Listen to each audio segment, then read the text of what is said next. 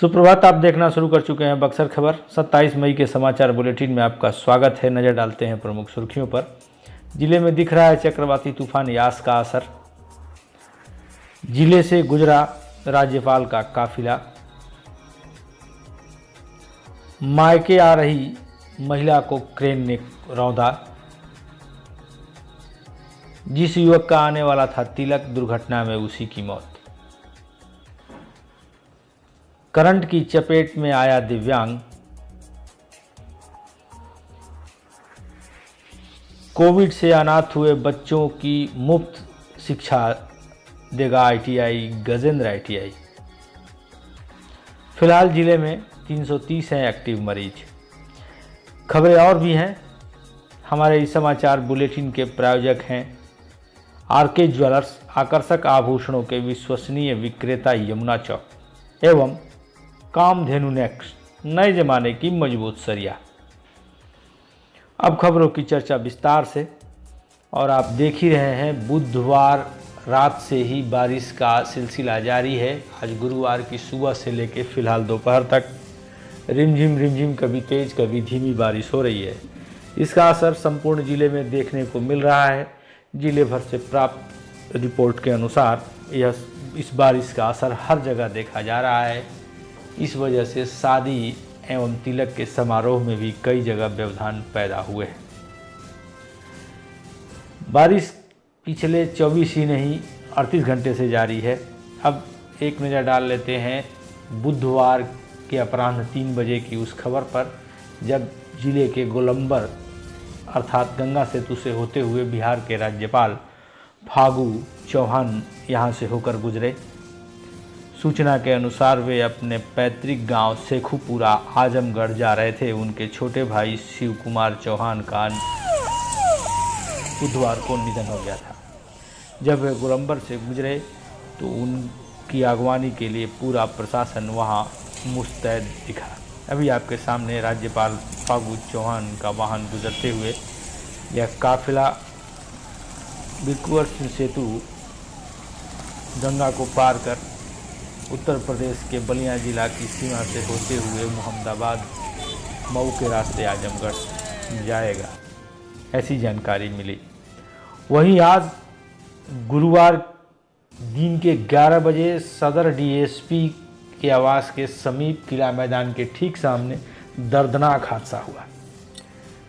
अपने देवर के साथ बाइक से मायके आ रही पूजा तिवारी, जिनकी उम्र लगभग 35 साल थी, उन्हें क्रेन ने अपनी चपेट में ले लिया।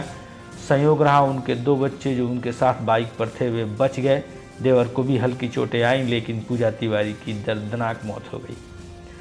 पूछने पर उनके देवर ने बताया कि हम लोग अब गाजीपुर जिले के अपने पैतृक गांव से, जहां इनकी ससुराल है, वहां से सोहनी पट्टी बक्सर आ रहे थे। आज गुरुवार को इन्हें यहाँ कुछ दवाएं लेनी थी। हम आ रहे थे बाइक से, गगरन गांव से, गाजीपुर जिला नक्सर थाना से।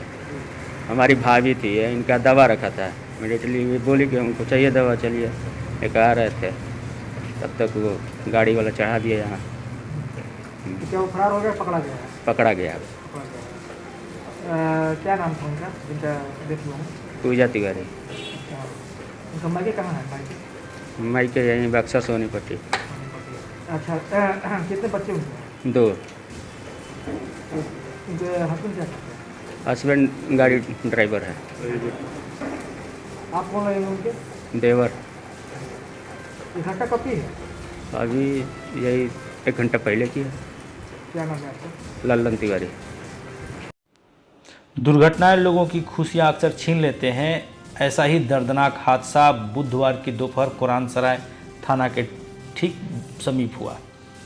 रेका गांव थाना सिकरौल का यह युवक सुनील यादव नारायण यादव का पुत्र 20 वर्ष महज उम्र थी। 26 तारीख की शाम ही उसका तिलक आना था। साथ ही साथ बहन की बारात भी आने वाली थी, लेकिन डुमराव जाते समय कुत्ते की वजह से बाइक दुर्घटना का शिकार हुई और इस युवक की मौत हो गई। ऐसा ही दर्दनाक वाकया सेमरी प्रखंड के दादा बाबा के डेरा नियादीपुर में हुआ। वहां राकेश कुमार यादव उम्र लगभग 30 वर्ष, इस युवक की करंट लगने से मौत हो गई।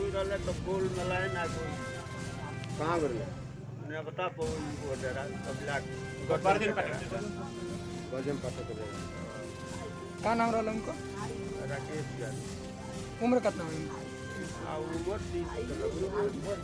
शादी भइल बा? घटना कब बजे का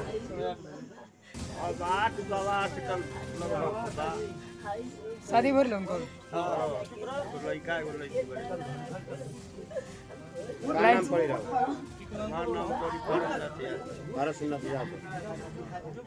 विकलांग भी रहला है का? थोड़ा सा विकलांग आपके नाम? एक तरफ कोविड की महामारी, दूसरी तरफ दुर्घटनाएं, न जाने कितने लोग अनाथ हुए हैं। गजेंद्र ITI औद्योगिक थाना क्षेत्र के संचालक अखौरी पंकज सिन्हा का कहना है, जिन बच्चों के अभिभावक का इस कोरोना के वजह से देहांत हुआ है, अब हमारे यहाँ उनका मुफ्त नामांकन हो सकेगा। ITI की शिक्षा लेने वाले ऐसे छात्रों से कोई फीस भी नहीं ली जाएगी, शिक्षण शुल्क नहीं लिया जाएगा। जैसा कि हमने आपको बताया, बीते दिन बुधवार को गोलंबर से होकर राज्यपाल को गुजरना था। वहीं इस प्रशासन ने सिंडिकेट से लेकर गोलंबर तक एवं शहर के सभी प्रमुख नाकों पर जमकर चेकिंग अभियान चलाया। चलने से पहले एक नज़र कोविड के आंकड़ों पर भी डाल लेते हैं। बुधवार को कुल 24 लोग संक्रमित पाए गए, 33 ठीक हुए। फिलहाल जिले में 330 एक्टिव मरीज हैं। वहीं मृतकों की संख्या 2 दिन से ठहरी हुई है, वह आंकड़ा फिलहाल 123 पर रुका हुआ है। आप देख रहे हैं बक्सर खबर। हमारे साथ अंत तक बने रहने के लिए आप सभी को धन्यवाद।